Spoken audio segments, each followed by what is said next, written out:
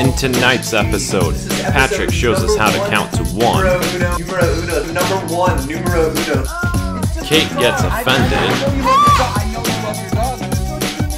We sing a song. And we reenact Tombstone? I got 2 guns, one for the both. Have you never heard this?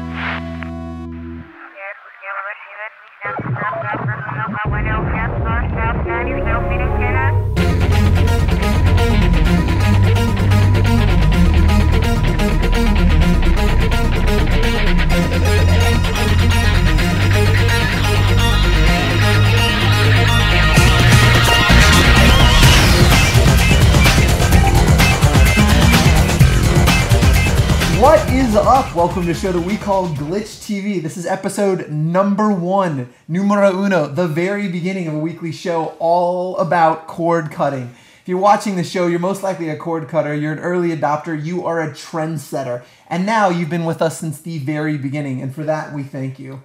So let's go ahead and do this. I am Patrick Dees, I am one of your hosts. I am joined by one of my favorite people on the internet and IRL, Miss Kate Elliott's with us. Kate, what are we doing? Why are we here? Why are we, what is Glitch TV? So we are of the generation now where most of our television consumption comes off the internet and not television anymore. I even have friends that don't own a television, and most everyone I know isn't subscribed to cable. It's crazy. But there is so much content that we get to consume from the internet, so much TV, so many movies, that we're going to try and work our way through it on all kinds of platforms, from Netflix to Crackle, tell you the good, the bad, the ugly, and start a conversation with you about just that. Because there's so much of all of it. So there's much. This dearth of content out there. There's plenty good, there's plenty bad, there's plenty ugly. And I think we're going to talk through a couple of series that actually had not been on my radar at all. I didn't know that it even existed. And what I'm incredibly excited about in this space is a space where all of these studios are normally really risk adverse. They create this content, these intellectual properties, they have to appeal to so many people. They can take these risks. So I think this is really the bleeding edge of interesting television. Or insane television, or otherwise. So I think there's something out there for everybody. And so we're going to be here every week, bringing that to you, discussing the things that we love, things that we don't love. We're going to be discussing it with you. And let's jump right in. Let's see what we're going to be kicking around this week. Let's do it.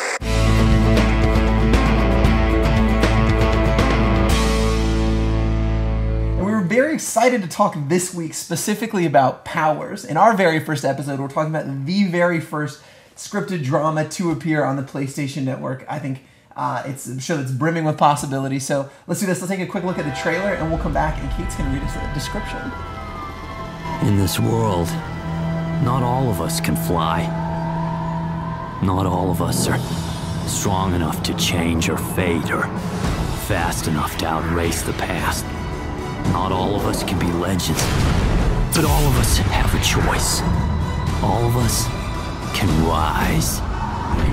So that was our first look at Powers. Yeah, and it's such a great show, but in case you missed it, Powers is set in a world where humans and superheroes coexist, and a homicide detective who has lost his own powers investigates crimes involving superhumans along with his partner. So this whole universe is where superheroes and normal people coexist, and then we have to deal with the repercussions of there aren't great people in the world everywhere, and some bad guys are going to have powers, and what do you do about that? You get law enforcement involved. So there's a whole separate division of people who go out with guns to try and take out these bad guys. Like you do. You're so matter-of-fact about it. You're like, what do you do? You just bring law enforcement into it.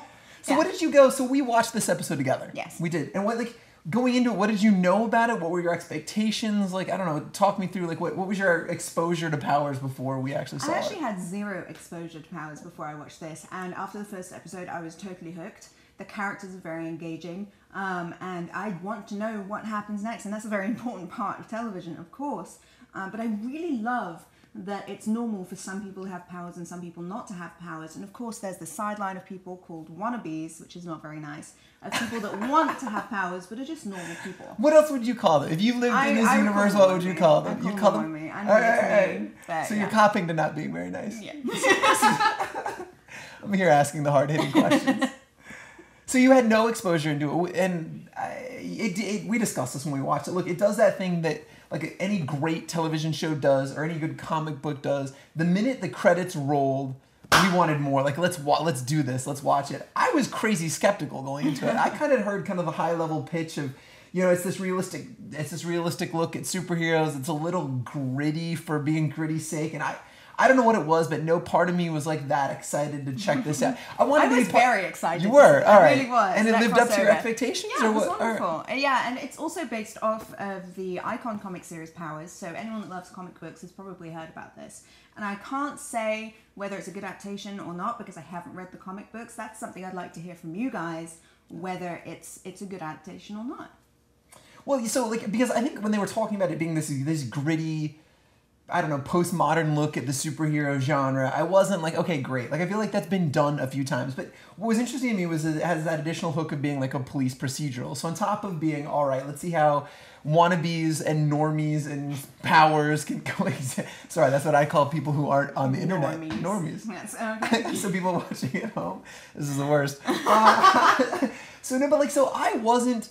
Again, like I think at a high level, I was interested because of what it represented, right? Like we're right now at the precipice of a whole sea change of the way we ingest media, and this is kind of that first of those shows. So I wanted to be part of that zeitgeist. I wanted to talk about it. I wanted to see it, but no part of it, like in their initial marketing, hooked me at all. And then I was incredibly pleasantly surprised when I saw it. And to your point, we watched it. It was a little special effects light, maybe a little bit, or what do you think? How were the representations of the superpowers, if you will, and how did that play for you?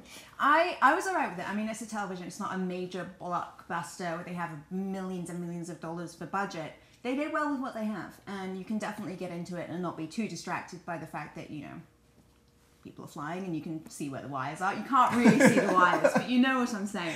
It's still engaging enough and quality enough to where you don't get pulled out of the universe. I think if they had been wires, that would definitely make our show. If there had been wires, like that would be something we would. That's an example of something we would be talking about on this show. Yeah. Really, that this is a thing. No, I think the whole show to me was fascinating. So like I enjoyed. To circle back to the powers part, I think that was fine, right? The budget, and I don't know what the budget looks like the rest of the season, but budget for the one, it was serviceable. It wasn't distracting. Some of the teleportation stuff was kind of cool. Oh, that was so great. That was one of my favorite parts about it, was the teleportation and the new aspects of teleportation I'd never thought of. So can I do a spoiler? Can I do a spoiler? Is that okay? Yeah, totally. So one of the things I always wondered about when I would watch teleportation is these people don't do it naked. They take their clothes with them, so they must have some control over what they can take with them and what they leave behind. But never once did I ever think about putting my hand around someone's neck and just leaving with their head. And I thought that was so it was pretty great. Cool. I loved that. I agree. I loved that. I think our reaction was, whoa! Yeah, it was cool. I would agree. That's funny. That's like I never really thought about. I never spent any time thinking about what you can and can't do or the limitations of teleportation. Invisibility is always the thing. Like I always wonder about that. That's a good thing about Fantastic Four is that she had to take her clothes off to be invisible. Okay. She couldn't take her clothes with her, but then with X-Men, Kitty could run through walls with clothes on. So there was this. They're just breaking laws of physics, and they're just running. Yeah.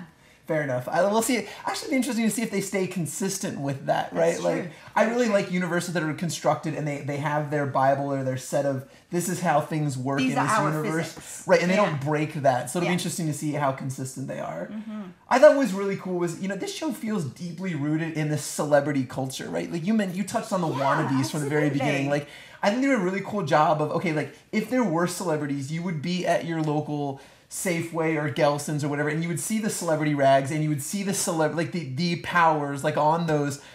So it's half of that. It's like, hey, it takes open shots at celebrity culture and also this kind of this hubris of youth, right? I think like a lot of these wannabes are younger, right? Yes, there's these teenagers. I think all of us at one point when we were growing up think we're invincible or think we can take on the world. And I think what this show does is flip that paradigm on its head a little bit and says, hey, what if some of them could? And I'm it's really like a whole other form of adolescence, basically. Right. Yeah. Because this is happening to the young people because you don't have powers when you're a baby. That would be chaos. They come in later. For example, our main character, he found it. He fell and he had to fly because he decided he didn't want to die. He didn't want to hit the ground. He ended up flying. That's how he discovered he had powers. But if you had powers when you were a 5-year-old, if you threw a tantrum, imagine the chaos that would ensue from that. Would it have people be more selective of like who had children? I don't know. There's so many unfit parents. I feel at this point, like if there was some sort of pre-selection, I get behind this. I think we need more powers. Is my point. So like, things that you. So we talked a little bit about what we really dug. Is there anything that, like when you watched it where you're like, come on, like why are we even watching this? Honestly, the one thing I found very strange was Eddie Izzard.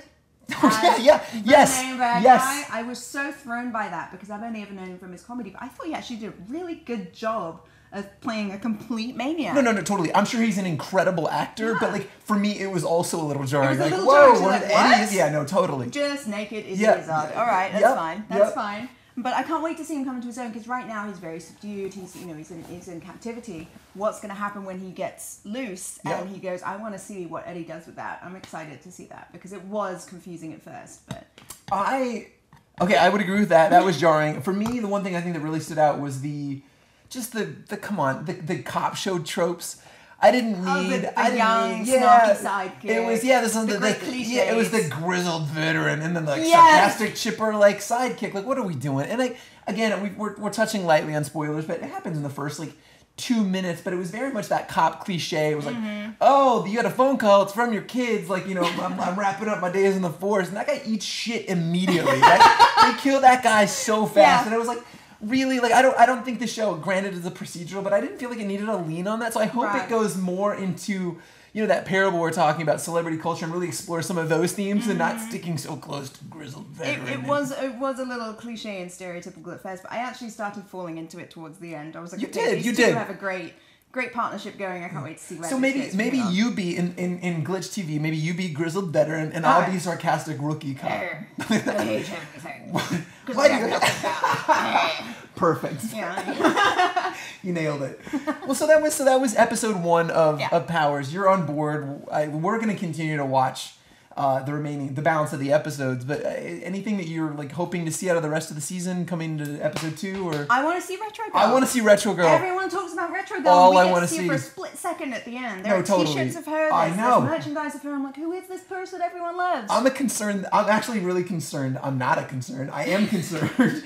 That they can't live up to that because like an impossible setup for Retro Girl. She's got to be really amazing. A lot riding on her shoulders for sure. Mm-hmm. I'm excited about the rest of the season. I came into this cautiously optimistic maybe, and it ended up being it delivered for sure. It's all I could want out of our first episode, and hopefully it goes somewhere. Mm-hmm. And there are some great characters on it. Like we touched lightly on the teleportation guy, Noah Taylor as Johnny Royale. He's a great actor. We've seen him in a lot of different stuff. I've seen him in comedy and drama. He does a great version of this guy because he's not necessarily a bad guy, but he's definitely out for himself. He's one of those guys that's like, I'm going to do what's right for me. Sure. He's a mercenary for himself. Mm-hmm. I want to see where he goes.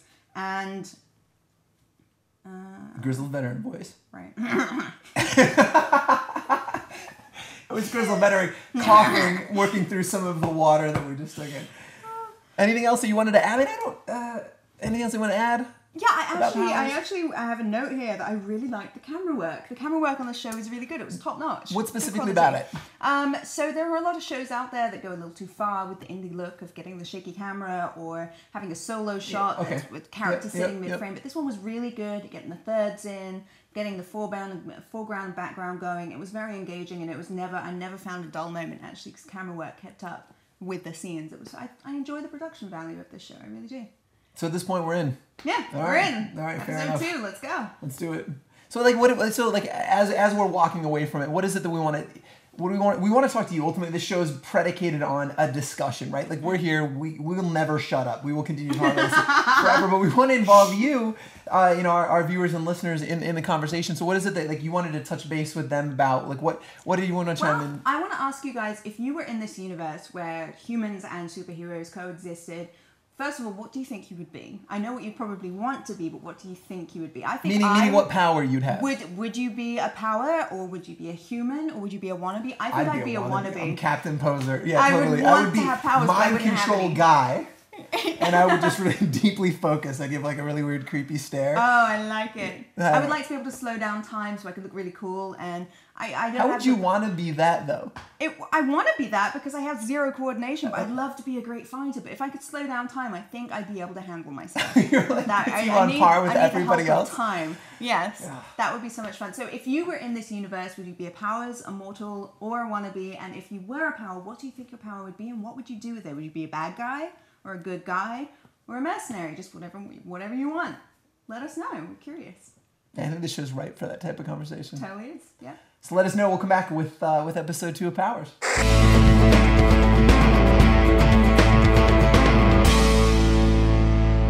This week we're also talking about Chosen, which is a Crackle show that recently was put on our radar. You didn't know anything about it. I had never heard of it. At all, me neither. But this week it was picked up for a 4th season, and there's obviously something going on there. There's a bit of a buzz, a lot of excitement, some Heroes alum star in the show. So let's do this. Let's take a look at the trailer, and then you can walk us through what the show's all about. You got it. Great. I love you. No one knows why they're chosen. One day, the box just shows up.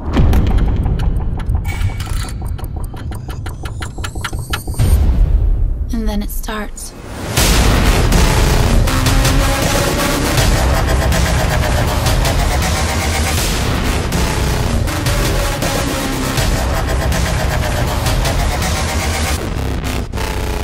Yes, hi. Hello. I'm at my house, and there's a woman shooting at me with a really, really big gun.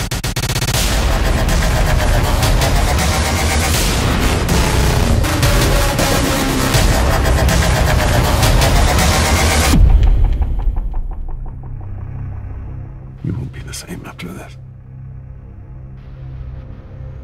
I know. Okay, now how was that for a trailer? It's so great. I It's love so this good, so right? much. All right, fair enough. So, what walk us through what the show's about? Okay, so I have the synopsis here.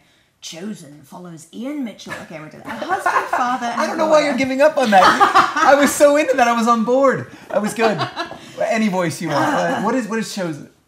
Who awakens one morning. Okay. Who awakens one morning to discover a mysterious box on his doorstep containing a loaded gun and a photograph of a stranger he must kill within 3 days. Ian quickly learns that if he doesn't kill this man, he may be killed himself along with his daughter, who is being held hostage. Actually, didn't know about that part. Confused That and shit gives desperate. the life. So wait, I'm sorry. What? I'm sorry. What? So is it? Where's this come from? Is this an IMDb? This is IMDb. Yes, I get a lot of my They resources. are the worst. From IMDb. They're terrible. They're already wrecking this. Daughters in captivity. We just met daughter. I don't know. understand. So confused We went from and desperate. eating birthday cake to in captivity. Right, Can we right. swear? Oh, yeah. She's in fucking captivity. I don't know. I have no idea. All I know is she was enjoying some birthday cake, and now she's just... Yeah, she had birthday cake for breakfast. Everyone wants to have birthday cake for breakfast. But anyway, he has to figure out what's going on and then decide which path he's going to walk down because he suddenly has a choice. And anyone who has ever had a paranoid moment in your life for any reason, this hits on that nerve. Despite how cliched and stereotypical and well done this storyline is, if you have gone through something where you feel like you're being watched for any reason, this will make you just shudder. Imagine you think? if this was you. Oh, that's Imagine. interesting. Yeah, so I don't know. It didn't hit that nerve for me, but it was... Well, you're a very well-balanced person. I have I'm issues. far so- from well balanced. I'm sorry. We're just talking about coordination a little bit. I'm sorry. Neither one of us were still growing into our bodies. No, I don't know.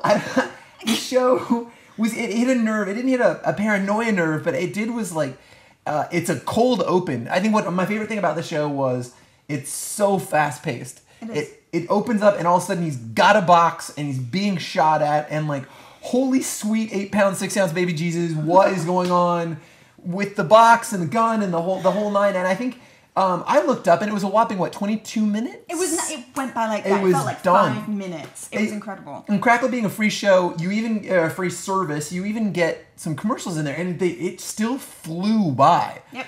I looked up and I was done. It was impossibly well paced, but just what a clip. When it finished, I actually felt like, oh, that was very cliche and stereotypical, but I want to know what happens next. I really do. Let me ask you that though. What about this scenario is like a cliche? The idea of like having a box just show up at a door. Yeah, having something delivered where you've got to go off and you've got to kill people is so done. So many movies and TV shows have done this. And even in the way this has been done, there was a movie called The Box, where a box appears at the front door and so on and so forth. So please follow Miss Kate Elliott on Twitter for adventures where random shit showing up at your door is stereotypical. Like, this is the life that this woman leads.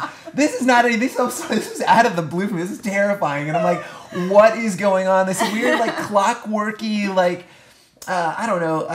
Like the whole thing was it was deeply, deeply unnerving, and it was unsettling for sure. Just imagine that this was you. You live at home. That's when the weirdest stuff happens, by the way. I lived alone for like a year, and weird stuff happens when you live alone. I don't know what's going on. But imagine if this happened to you and a gun showed up at your doorstep with a picture with an expiration date on it. What would you do? Would you go and kill the stranger to protect your family? Would you top yourself. There's a lady we meet later in the episode. She's been doing this for a while. She's killed several people, and she's like, I can't do this anymore, and there's no way out. So, game over. But again, it goes from nothing. It goes from daughter eating birthday cake to woman backing off of a building in like 6 minutes. This is incredible. It's so fast. So yeah, I was super on board, and like from the get-go. I don't know. Obviously, it's been picked up for a 4th season, so there's to your point earlier on, there's something there. Like, people are enjoying this, and I think probably it's safe to continue to invest in it. I feel like this is such a short fuse. They packed so much into that 22 minutes that I have no idea where this goes. I'm ready. I want to find out. So I want to take a step back. The show you referenced, the box that showed up earlier, was that the one where you had to, like, the box would show up? The box with the button in it. And if you killed someone, it would go to a If you push the button, you win $1 million, but someone somewhere in the world who you've never met and will never meet will die. Right. And you have the decision to kill a stranger, get $1 million, or not do it and save someone's life. And it just it's a great movie, but it's an old Twilight Zone episode. Oh, really? Yes, so they finally, this couple of debates about this box for forever. It's old, couple debates about should they put the button, should they not? Mm-hmm. And the guy leaned into it, like somebody that you don't even know will die. Yeah. They take the box and then they hand it to somebody else. That seems to be such a deciding factor. Like, this guy who gets a gun, he's told to kill this guy who he's never met, he has no idea who he is. But it's like, does he make that decision? Does he push the button? Does he pull the trigger? What's he going to do? Who's he going to trust? Who, like, the first, after, okay. I just got way too excited. So the box shows up, and then he calls the police because he gets shot at, and then the police come, and this guy is so shifty, you're like, is he in on this? Is this some kind of recruitment program?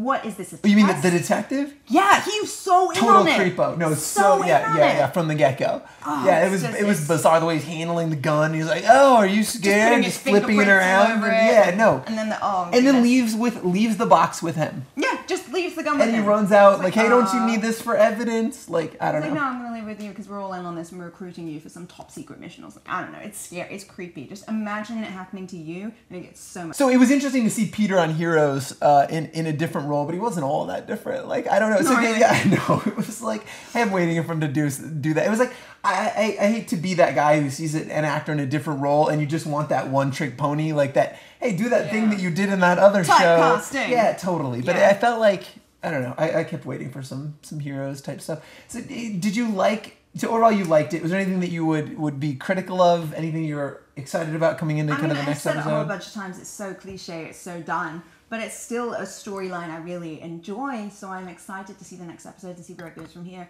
I feel like it's one of those shows you need to watch at least 3 episodes of to get a full grasp on it, because so many shows these days are an hour long. This is 22 minutes. That's nothing to us. So we need to watch multiple episodes and really see where it's going to go from here. But I'm excited to see what happens next because it gripped me. It got me nervous. It really did. No, totally. And I think that's one of the things that I think this show can do is to help surface those shows that are out there that are incredible quality that people just don't know about. I mean, there is, obviously, it was picked up for a 4th season. There is some buzz around this. There's something going on that we missed out on. But I would assert that, like, if you asked a lot of people, they just wouldn't know. And, like, I think that's part of what we get to do. I think the fun part of the show will be is to discover these gems, either way, good or bad. I think there'll be some train wrecks, but this certainly isn't that, right? Like, this is a show that, like, I know I haven't shut up about it since I saw it, so I'm excited to see where it goes. I am too, and we want to know what you think, whether you think this is, I mean, it's obviously a big deal, it's been picked up for season 4, but do you think it's a big deal? Is this something you want to follow up? Is this something that would creep you out if it happened to you? What would you do in this situation? Would you shoot the random is the question. Would you do it? Where are you leaning on that right now? Like, gun to your head, are you shooting the random?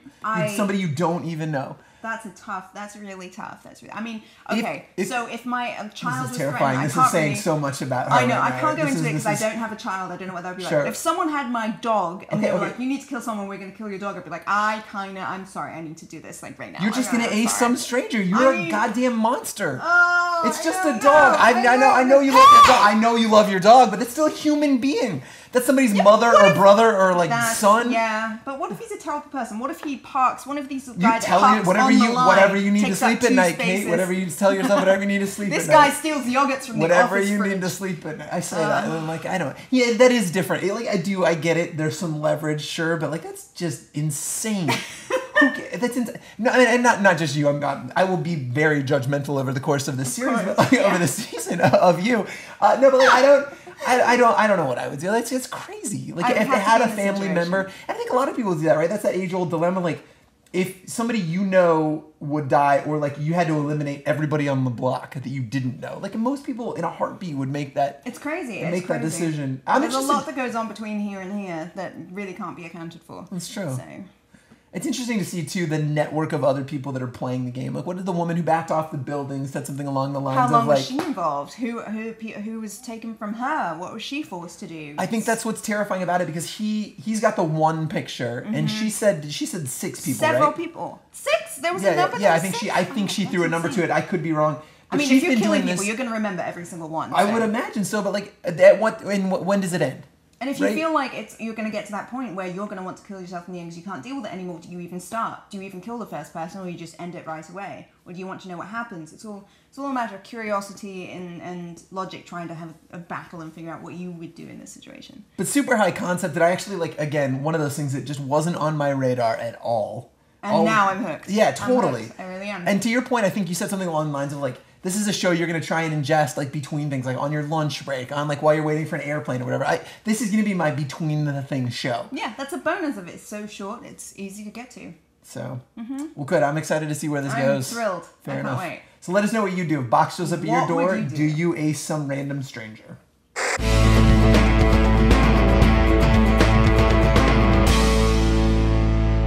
This week, I'm incredibly excited to talk about a superhero that needs no introduction, but we're going to anyway. We're talking about Netflix's Daredevil. I've seen the whole season. I couldn't help myself. I totally binged. You've seen episode 1. I've seen episode 1 and part of episode 2 while I was at a cafe. So all I can say is spoilers. It continues to rock. But we're gonna talk about. Let's watch the trailer and then let's talk all about episode 1.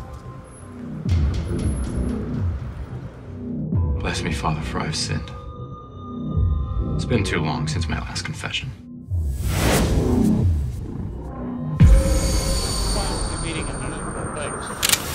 I've been preoccupied of late with questions of morality. Of right and wrong.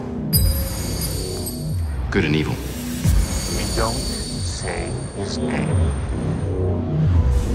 Perhaps this would be easier if you tell me what you've done. How did it happen? You were something. You think this is still about you? I'm not seeking forgiveness for what I've done, Father. I'm asking forgiveness for what I'm about to do.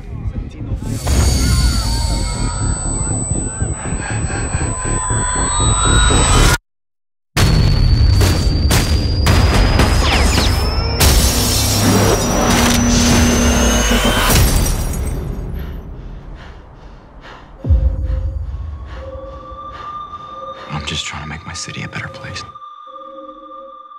Okay, so we just saw the trailer. How good is that?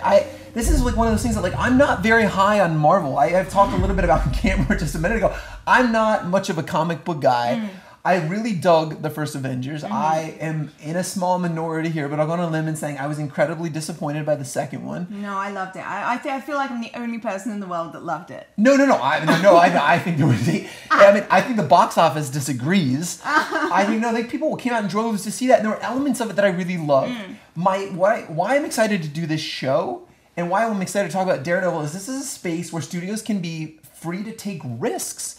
So many of these studios are so risk adverse these days. They create these shows that have to be they have to appeal universally, right? And I feel like Daredevil was them saying, hey, let's take a darker tone, but a really smart darker tone. Let's not be dark for dark's sake. We talked about powers in another episode, and I don't know. It's similar, right? There's that dark element to it, but this show was just really. It did some incredibly smart things. It did them in episode 1, and we'll talk about them through the entire season. But I am impossibly excited to talk about like what worked, and it all worked. So I was gonna say what worked and didn't work, but I mean it just worked. It's amazing. The show right at present is the highest rated user show on Netflix right now. It is higher than Breaking Bad. That's insane. And I'm not making an argument that it's a better show than Breaking Bad. But those are the facts. This is where it's sitting with audience right now. But if you told me like 3 years ago that there would be a Daredevil show that's on Netflix that I would be this enthusiastic to talk about, I would have called you crazy. Right. And it's so good.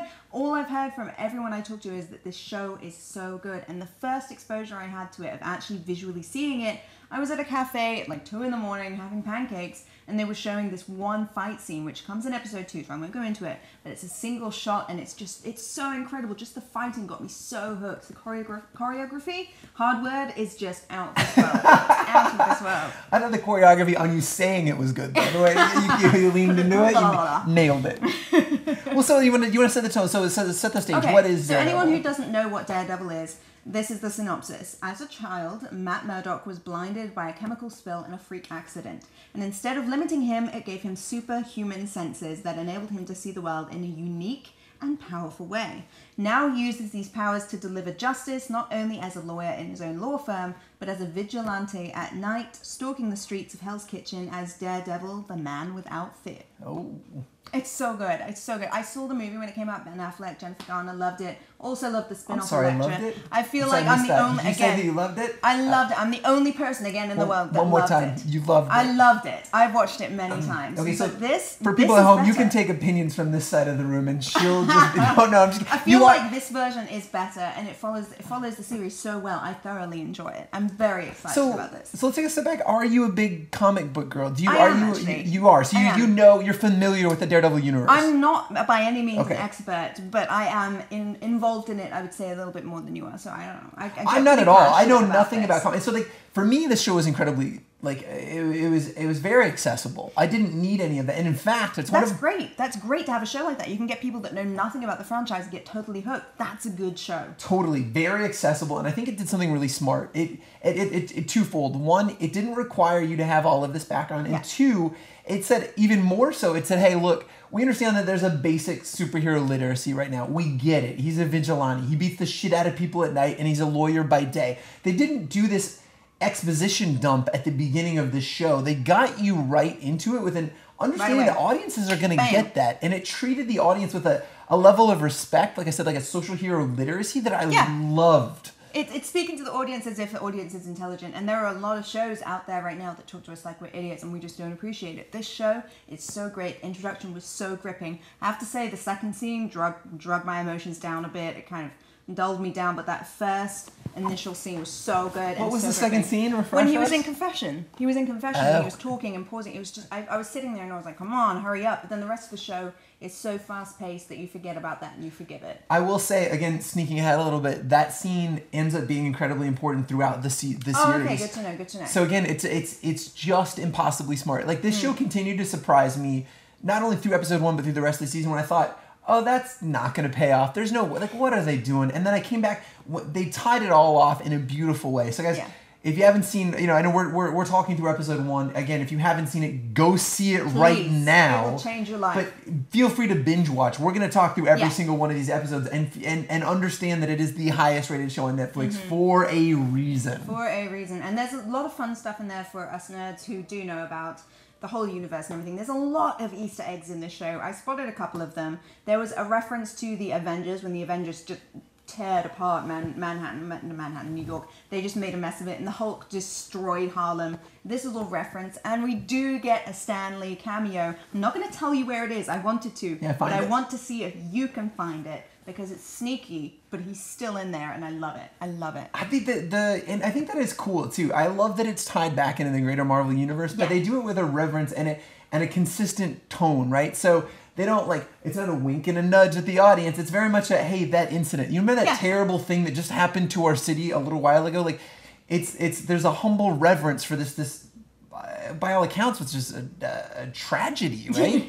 And it's what is, and they do this thing too, which I know this sounds ridiculous, but I'm tired of, if you spent any time in Manhattan, you know that all of these shows where these shitty unemployed writer folk have these huge, crazy, apartments and real estate, right? They did this really clever thing in the show where they're both, they're struggling and they're establishing their law practice, and they've got this amazing office. And one of the reasons that they're able to afford it is because real estate prices have plummeted in the wake of the event. And I kind of love death that. falling from the sky, which was Avengers. I thought it was fantastic. I really enjoyed that. What else did you like about the episode as a whole? Oh, I have to go back to the fighting choreography. It was so beautiful. I had to look up the guy. So the guy that did the choreography, He also worked, his name is Philip J. Silvera, and he was the stunt coordinator on Thor: The Dark World, Iron Man 2, and The Dark Knight Rises. So you know he's good.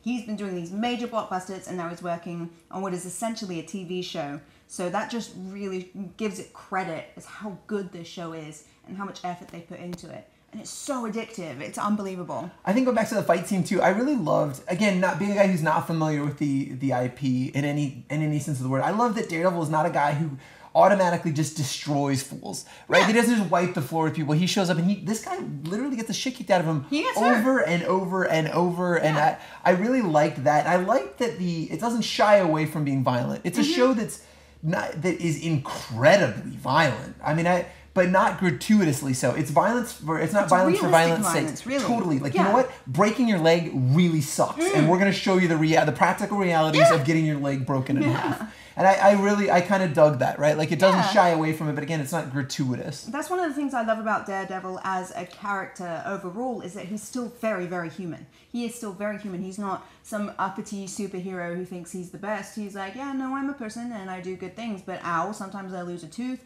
Sometimes I get, smacked to the ground. Sometimes I walk into stuff because I'm blind. He's very human and he's very personable in that respect. And the fact that he is poor and living in a low situation, trying to build himself back up, a lot of us can relate to that. And I feel for Daredevil, I really do. Matt's my man. Matt's your man? He's my man. How did you feel about the casting? So having, a high-level understanding of Matt and Foggy and everybody, how did you think that I loved it. I thought the casting was flawless. I really, really did. I watched it with a couple of other people and they didn't like the casting so much.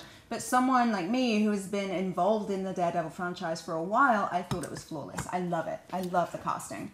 So talk to me a little bit about this in the comic books. So one of the things that the very small guys, if I had the level 1 criticism, I really have a hard time, it's immersion breaking when they talk about Hell's Kitchen being the city. Have you been to Hell's Kitchen? I've not. It's 2.5 square blocks, right? Okay. You can see the end of Hell's Kitchen. And they're the city of Hell's Kitchen. It's a neighborhood. Ostensibly, it's smaller than most neighborhoods. And I understand New York's incredibly dense, all of those things. Do they talk about Hell's Kitchen in that same context in the comics? I wouldn't actually know fair enough. to that. I was just curious. And even if I did, I wouldn't want to spoil it for you. But yeah, my first impression when I was first introduced to Daredevil, because I didn't read the comic books per se, but I was involved in conversations about it, is that I did have the initial impression that Hell's Kitchen was big. That it was like a town within the city. And turns out it's not. But that's okay, because this is all fiction, so... Fair enough. And so, I don't know, correct me if I'm wrong, I understand, Stan Lee's actually from Hell's Kitchen. So I know that, the Daredevil property is very near and dear to his heart. So, I think that they've really taken their time and realized this property in a way that they haven't with a lot of their other stuff. So, I'm fired up. I'm sorry. I'm excited to watch you watch this. I gotta see it. I'm excited to watch you watch this. And I'm really excited to discuss it with other people because it's one of those things that I kind of watched it in a vacuum. And I've been pent up, really excited to talk a lot about it. I went on Amazon and rated it right away. Or Netflix. God damn it. I went on Netflix, I rated it right away. No, I did not do that. But I'm possibly excited about this. It's already been picked up for a second season. Different showrunners. Thank God. But, yeah, right? And this is tier 1 of a bunch of other Marvel properties that they're rolling out in this space, kind of in this cord-cutting space. So I'm not only excited to see what they do for season 2, but all of these other properties that I don't know anything about. All of the Black Panther and all these other ones that they've been announced post Daredevil success. I'm impossibly excited about this. So anything else that you wanted to... So if you were going to ask our viewers, what do you want to know about their experience from Daredevil? I want to know what your favorite part of it was, because for most of my friends, the fight choreography is just top notch. Everyone goes on about that. The single shots, the long shots. I really enjoy the coloring of it too. There's a lot of color coding when you have a green scene and a blue scene. It's representative of the emotions. I thought it was incredibly well put together. What is your opinion? What is your favorite aspect of this show? And what is your least favorite? I'm interested to hear that, because I so far can't find fault. I am so in love with this show. I really am. I am too. The palette was great. And I want to know, would you let Matt Murdock represent you in a court of law? Totally. I'm down. Yeah. We'll finish out the season. We'll be back with episode 2 in the future.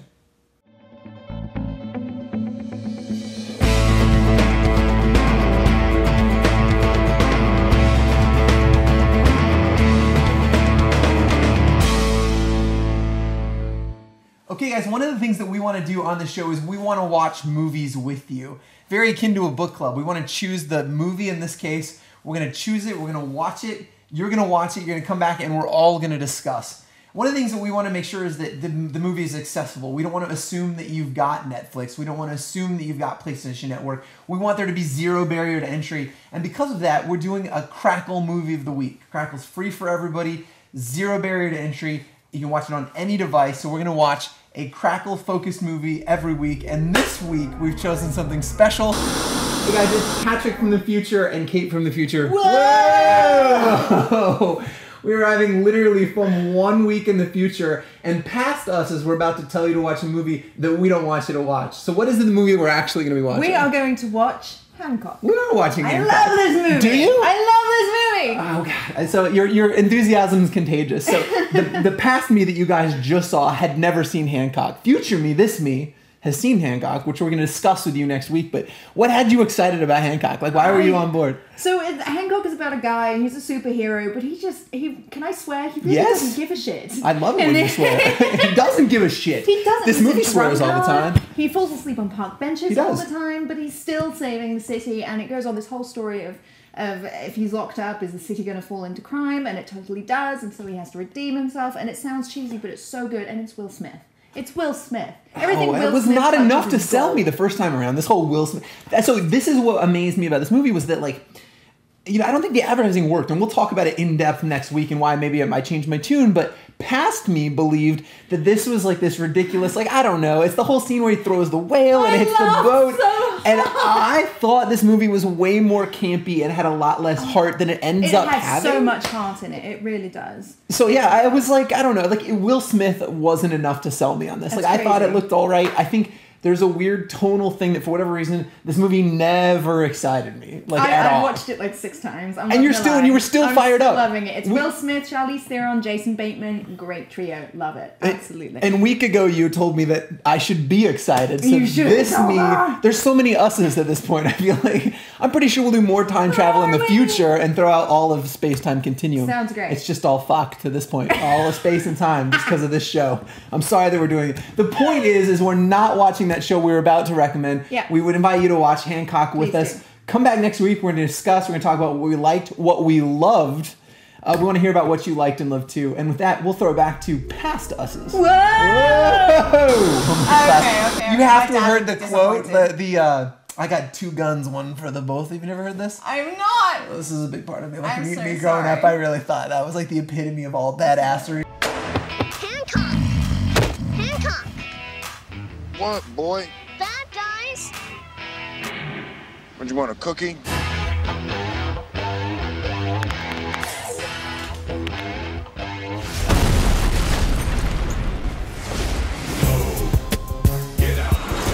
Hancock's latest act of so-called heroics took a hefty financial toll. You save people's lives every single day. People should love you. I look like I care what people think.